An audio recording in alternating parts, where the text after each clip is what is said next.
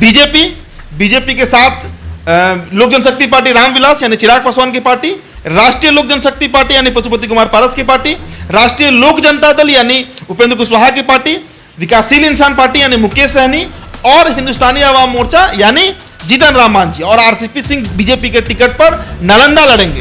NDA के पास एक सटीक आप कह सकते हैं मैप तैयार है, रोड मैप उसके पास तैयार है कि हमको उपेंद्र कुशवाहा को लेना है कोयरी वोट के लिए, चिराग पासवान को लेना है दुसाध वोट के लिए, आरसीपी सिंह को लेना है कुर्मी वोट में स्ट्रेंथ लगाने के लिए, मांझी जी को लेना है मुसहर वोट के लिए, मुकेश सहनी को लेना है निषाद केवट मल्ला वोट के लिए। महागठबंधन का अभी भी फाइनल नहीं है। हम अभी भी महागठबंधन के रूप को बिहार में जिस तरह से वो चुनाव लड़ेगी 2024 का पूर्ण नहीं मानते हैं। माले है, वामदल है, कांग्रेस है, महागठबंधन में फिर जेडीयू है, आरजेडी है, सीट शेयरिंग को लेकर वहां मामला फंसा हुआ है। तेजस्वी यादव के इफ्तार में समय से 15 मिनट पहले नीतीश कुमार पहुंच गए थे और कांग्रेस के इफ्तार में जब इफ्तारी खत्म हो गया, शहरी खत्म हो गया, उसके 10 मिनट के बाद पहुंचे नीतीश कुमार, कहें कि मेरा तबियत ठीक नहीं है, बहुत अच्छे से खाना पीना भी नहीं खाया, सिर्फ उन्होंने रूह अफ़ज़ा पी लिया।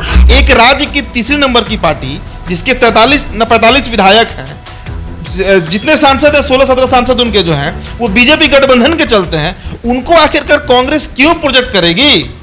उनको आखिरकार कांग्रेस क्यों मानेगी? कि अब इनसे कई बड़े नेता हैं, नीतीश कुमार से तो कई बड़े नेता हैं जो अपने बूते अपने राज्य में सरकार चला रहे हैं। स्टालिन को ले लीजिए, एम के स्टालिन को ले लीजिए, नवीन पटनायक को ले लीजिए, ममता बनर्जी को ले लीजिए। सीट पर लड़ेगी जदयू।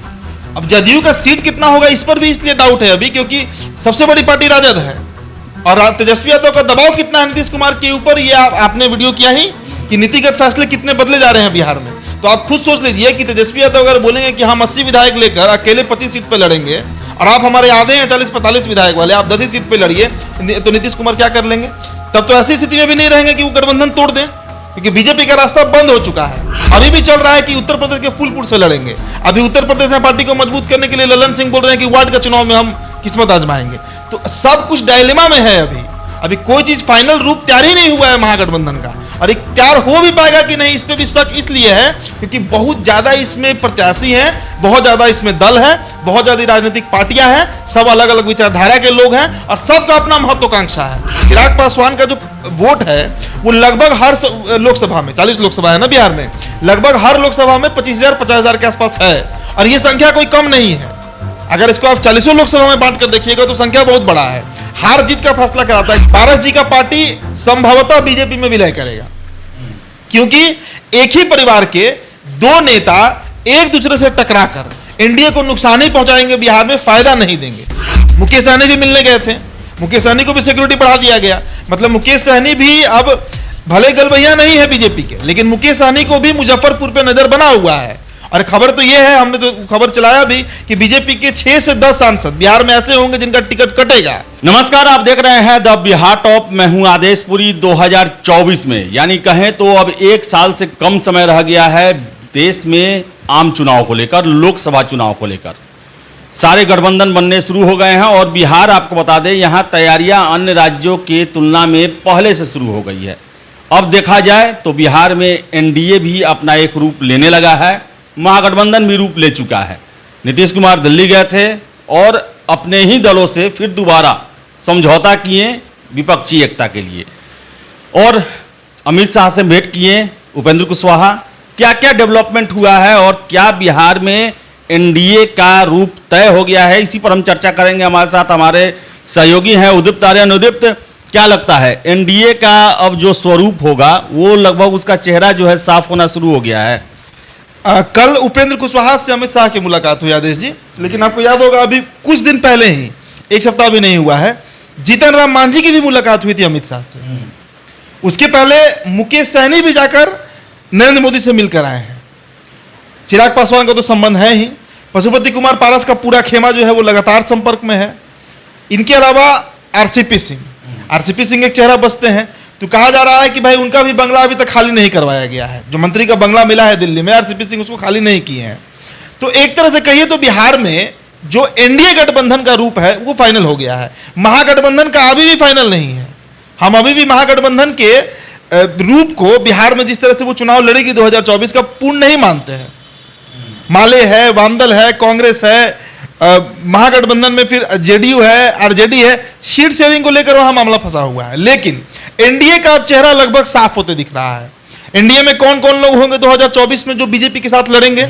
सबसे पहला नाम चिराग पासवान, दूसरा नाम पशुपति कुमार पारस, तीसरा नाम उपेंद्र कुशवाहा, चौथा नाम मुकेश सहनी, पांचवा नाम जीतन राम मांझी।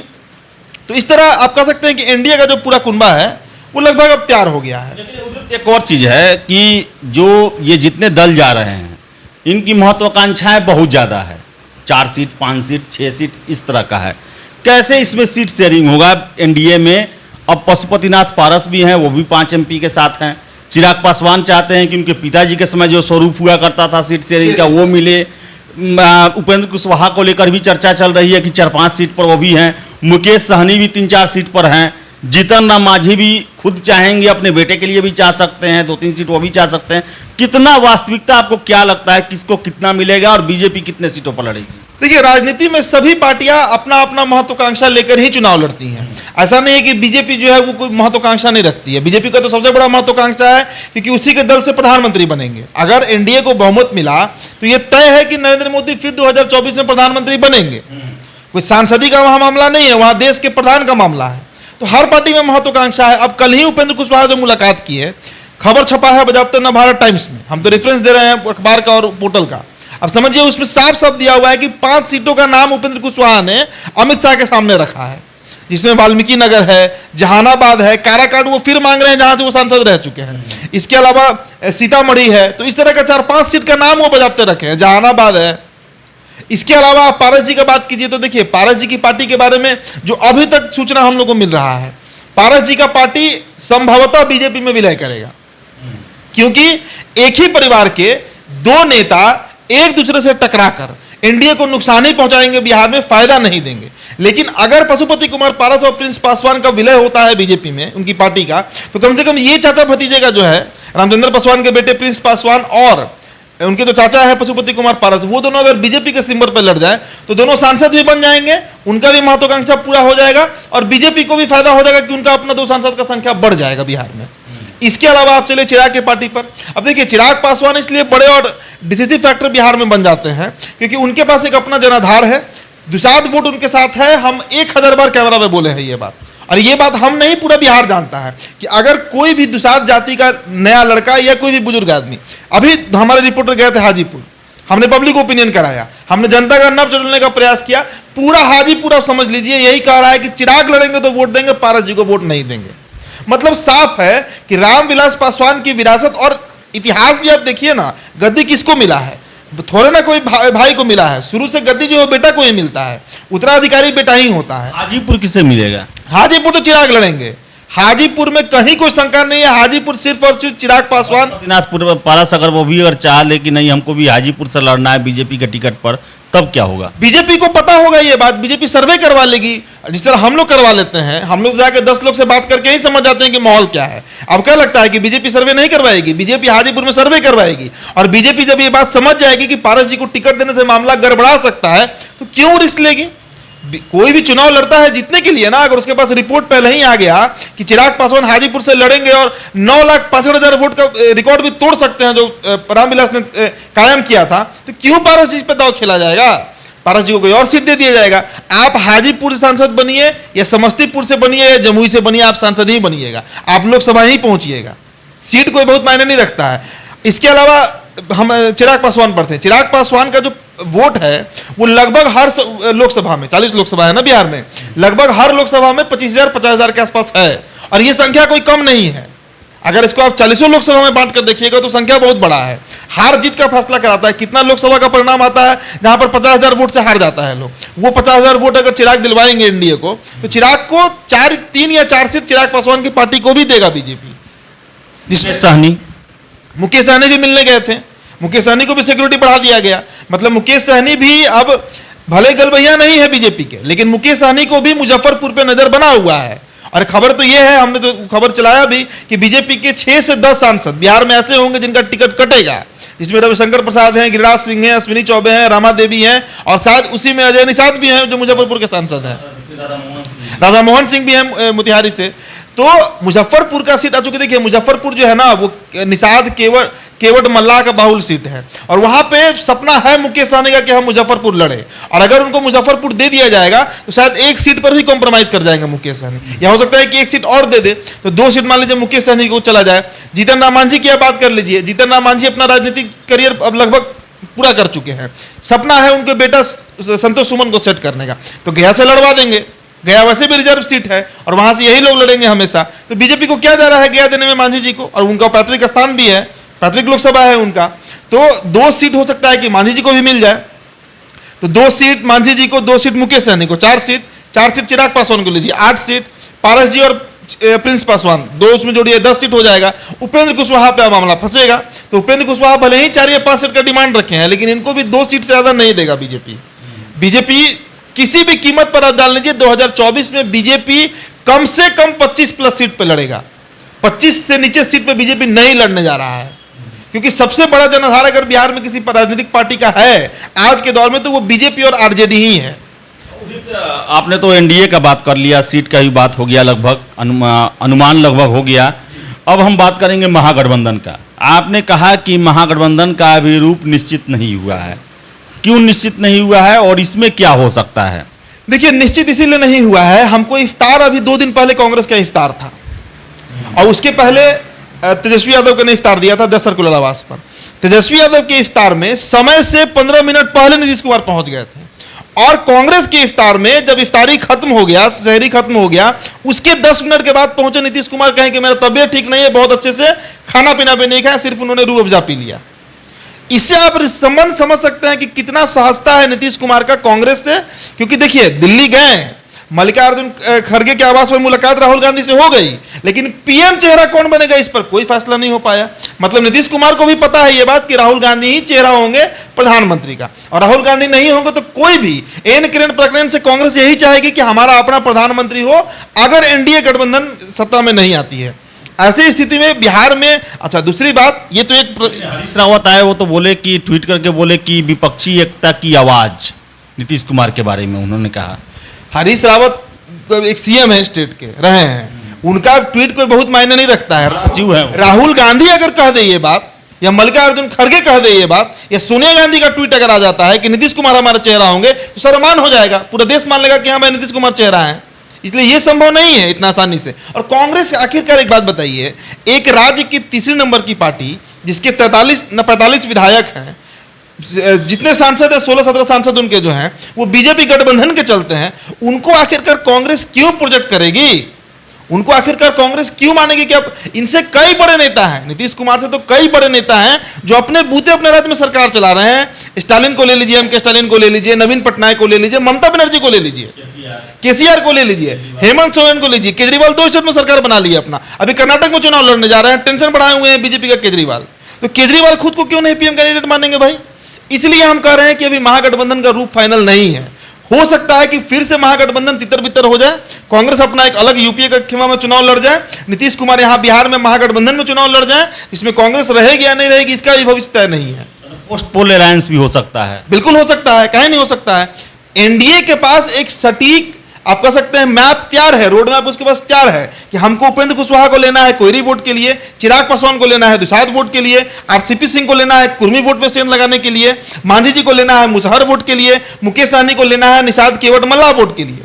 बीजेपी का तो फिक्स है बिहार में और इसी तरह वो हर राज्य में काम कर रही है। लेकिन महागठबंधन का स्वरूप आप कैसे तय करिएगा? केजरीवाल जो आज राष्ट्रीय पार्टी बन गए, जदयू के बाद जिस पार्टी का जन्म हुआ 2012 का 13 का ना जन्म है, अब वो 2 स्टेट में सरकार बनाकर तीसरे स्टेट में गुजरात भी लड़ी, हार गई, कर्नाटक में भी जाकर टेंशन बढ़ाई हुई है बीजेपी का। तो आप ही हमको बताइए कि आखिरकार क्यों अरविंद केजरीवाल नीतीश कुमार के नाम पर सहमत होंगे? क्यों ममता बनर्जी, जिनका पूरा राजनीतिक धुरी, ममता बनर्जी की पूरी राजनीतिक धुरी वाम के खिलाफ है, कांग्रेस के खिलाफ है, वो क्यों आखिरकार मतलब नीतीश कुमार को सहयोग देंगी अगर ये कांग्रेस की तरफ से चुनाव लड़ेंगे? तो एम के स्टालिन का क्या मजबूरी होगा? केसीआर क्यों तैयार होंगे? केसीआर तो बोल चुके हैं कि हम प्रधानमंत्री पद के दावेदार हैं। कितने सीट पर लड़ेगी जदयू? अब जदयू का सीट कितना होगा इस पर भी इसलिए डाउट है अभी, क्योंकि सबसे बड़ी पार्टी राजद है और तेजस्वी यादव का दबाव कितना है नीतीश कुमार के ऊपर, ये आपने वीडियो किया ही कि नीतिगत फैसले कितने बदले जा रहे हैं बिहार में। तो आप खुद सोच लीजिए कि तेजस्वी यादव अगर बोलेंगे कि हम 80 विधायक लेकर अकेले 25 सीट पर लड़ेंगे और आप हमारे आधे हैं 40-45 विधायक वाले, आप 10 ही सीट पर लड़िए, तो नीतीश कुमार क्या कर लेंगे? तब तो ऐसी स्थिति में भी नहीं रहेंगे कि वो गठबंधन तोड़ दें, क्योंकि बीजेपी का रास्ता बंद हो चुका है। तावड़े ने जो कहा था, जो तावड़े जी हैं, बिहार के जो प्रभारी हैं विनोद तावड़े, वो कह के जब गए, उसके बाद अमित शाह ने सार्वजनिक मंच से 2 बार कहा ये बात, 3 बार कहा है, माफ कीजिएगा 3 बार। वो तीसरी कसम का हम लोग चर्चा किए थे ना, हाँ, नवादा, तीनों जगह कह चुके हैं कि अब दरवाजा नीतीश कुमार के लिए बंद हो चुका है। तो अब तो नीतीश कुमार ऐसे जगह फंसे हुए हैं कि सिर्फ उनके लिए एक ही ऑप्शन है, तेजस्वी यादव। और तेजस्वी यादव कितना प्रेशर बना सकते हैं नीतीश कुमार के ऊपर, इसका अंदाजा आप उसी से लगा लीजिए। आप ही के लाइन को हम दोहरा रहे हैं कि जिस शराबबंदी पर और जहरीली शराब की मौत पर साफ कह रहे थे कि जो पिएगा वो मरेगा, आज कह रहे हैं कि 2016 के बाद इतनी मौतें हुई, वो सारे के सारे को मुआवजा मिलेगा। क्यों? क्योंकि वो वही समाज से आते हैं जो समाज राजद का वोटर है। तो कितना प्रेशर है नीतीश कुमार के ऊपर, आप अंदाजा लगा लीजिए। इसीलिए हम कह रहे हैं कि महागठबंधन का रूप अभी फाइनल नहीं है। अभी फाइनल कैसे मान लें? अरे भाई, सुशील मोदी ने कहा था ना कि तराजू पे मेढक तोलने वाला स्थिति, 10 मेढक को आप रख के तोल दीजिए, एक उधर भागेगा, एक उधर भागेगा, एक उधर भागेगा। अभी महागठबंधन और कहिए कि पूरे देश में जो विपक्षी पार्टी है उसकी वही स्थिति है। लेकिन बीजेपी का एजेंडा क्लियर है, जाति के नेता को उठाना है और उसको अपने साथ जोड़कर उसको 1 सीट 2 सीट से लेकर 3 सीट में एडजस्ट करना है और फिर 2024 का चुनाव लड़ना है। तो एनडीए का पिक्चर क्लियर हो गया है बिहार में। नाम हम फिर से दोहरा दे रहे हैं, बीजेपी के साथ लोक जनशक्ति पार्टी रामविलास यानी चिराग पासवान की पार्टी, राष्ट्रीय लोक जनशक्ति पार्टी यानी पशुपति कुमार पारस की पार्टी, राष्ट्रीय लोक जनता दल यानी उपेंद्र कुशवाहा की पार्टी, विकासशील इंसान पार्टी यानी मुकेश सहनी और हिंदुस्तानी आवाम मोर्चा यानी जीतन राम मांझी और आरसीपी सिंह बीजेपी के टिकट पर नालंदा लड़ेंगे। देखिएगा, बीजेपी के टिकट पर आरसीपी सिंह नालंदा लड़ने जा रहे हैं। श्योर हैं आपकी नालंदा चांस है उनका? हो ही रहा है भाई। नालंदा में सबसे ज्यादा वोट किसी जाति का है तो वो कोयरी जाति का है, उसके बाद कुर्मी जाति का है, फिर भूमियार है, यादव है, सभी लोग हैं। अगर आरसीपी सिंह लड़ेंगे तो कुर्मी प्रभावित तो जरूर ना होगा वहां पर। खासकर वो अगर मान लीजिए कुर्मी में जैसे वधिया होता है, घमेला होता है, वो जिस जाति के होंगे, उपजाति के, वो वोट तो उनको मिलना चाहिए। इसलिए देखिए, नीतीश कुमार कहां से लड़ेंगे? नीतीश कुमार तो अब उनका तो चर्चा फूलपुर से भी हो रहा था। आपको याद होगा कि नीतीश कुमार अभी भी चल रहा है कि उत्तर प्रदेश के फूलपुर से लड़ेंगे। अभी उत्तर प्रदेश में पार्टी को मजबूत करने के लिए ललन सिंह बोल रहे हैं कि वार्ड का चुनाव में हम किस्मत आजमाएंगे।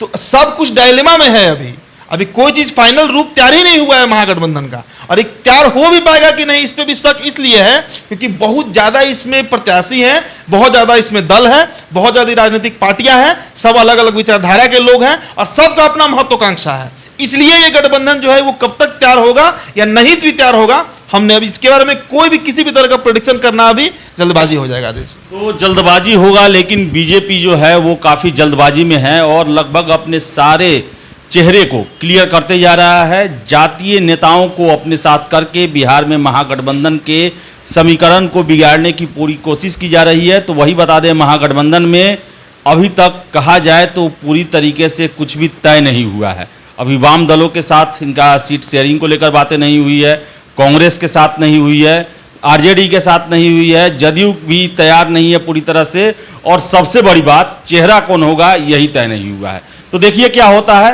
अभी लगभग 9-10 महीने हैं, समीकरण बनते रहेंगे, बिगड़ते रहेंगे, लोगों का आना जाना लगा रहेगा।